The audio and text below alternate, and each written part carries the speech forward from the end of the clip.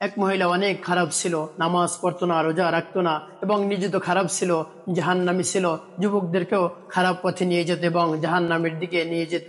এই অপবিত্র নারী এমন একটি কাজ করেছে, আল্লাহ রাব্বুল আলামিনের কাছে অনেক পছন্দনীয় হয়েছে। এই ঘটনাটি বুখারী শরীফের মধ্যে এসেছে।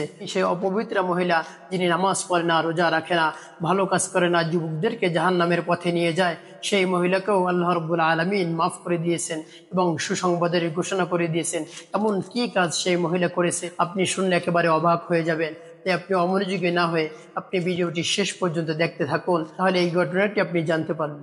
প্রিয় ভাই বোনেরা, আল্লাহ রাব্বুল আলামিন আমাদের সকলকে জান্নাতে দিতে চান, কাউকেই জাহান্নামে দিতে চান না। আল্লাহ রাব্বুল আলামিনের বৈশিষ্ট্য এটা নাই যে জাহান্নামে দিবে। আল্লাহ রাব্বুল আলামিন আমাদের সকলকে ক্ষমা করে দেন।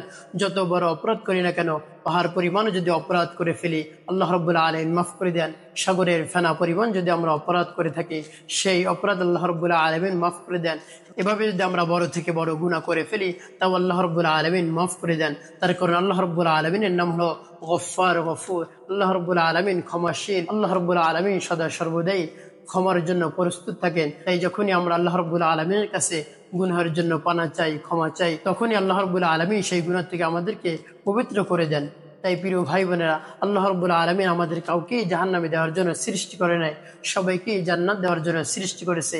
এই জন্য আল্লাহ রাব্বুল আলামিন বলেন, ফাদখুলি ফি ইবাদি ওয়াদখুলি জান্নাতি। হে বান্দা, তুমি আমার ইবাদত করো আর আমার জান্নাতে প্রবেশ করো। তুমি যদি আমার ইবাদত করো, তাহলে আমি তোমাকে জান্নাত দান করব। সেই জান্নাতের অফুরন্ত নাজ নিয়ামত তোমাকে ভোগ করার সুযোগ করে দিব। তাই প্রিয় ভাই বোনেরা, আপনার ঈমান থাকা অবস্থায় যদি আপনি ভালো কাজ করেন, তাহলে আল্লাহ রাব্বুল আলামিনের কাছে সেই ভালো কাজ গ্রহণযোগ্য হবে, অন্যথায় সেই ভালো কাজ গ্রহণযোগ্য হবে না।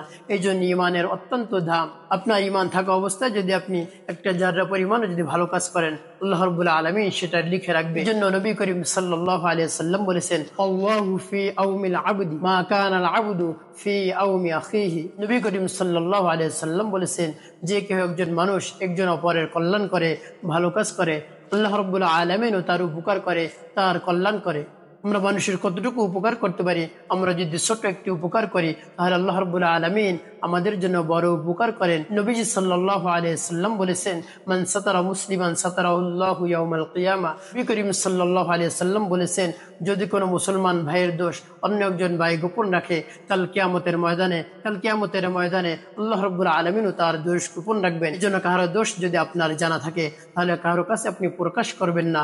আপনি যদি সেই দোষের কথা বলে দেন, তাহলে সে সমাজে লাঞ্ছিত হবে, সবার কাছে ছোট হয়ে যাবে। তাই আপনি সেই দোষ যদি গোপন রাখেন, আল্লাহ রাব্বুল আলামিন আপনার দোষ কিয়ামতের ময়দানে গোপন রাখবেন।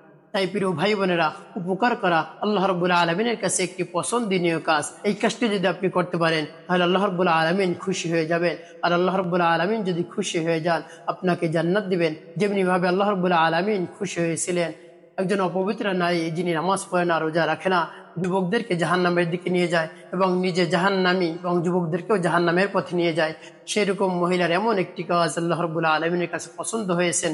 সাথে সাথে খুশি হয়ে আল্লাহ রাব্বুল আলামিন তাকে জান্নাতের সুসংবাদ দিয়েছে। তো সেই মহিলা এমন কি কাজ করলো, সাথে সাথে খুশি হয়ে আল্লাহ রাব্বুল আলামিন তাকে জান্নাতের সুসংবাদ দিয়েছে।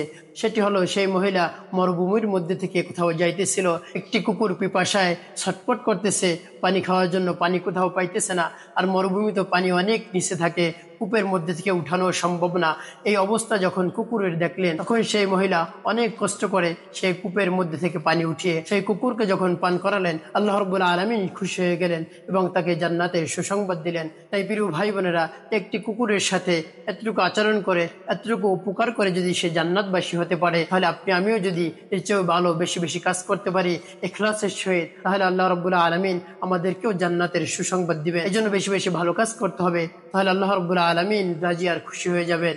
আর আল্লাহ রাব্বুল আলামিন যখন রাজি আর খুশি হবেন, তখন আমাদেরকে আল্লাহ রাব্বুল আলামিন জান্নাত দান করবেন। সুবহানাল্লাহ। আল্লাহ রাব্বুল আলামিন আমাদেরকে বেশি বেশি ভালো কাজ করার তৌফিক দান করুন, আমিন। ওয়া মা তাওফীকি ইল্লা বিল্লাহ।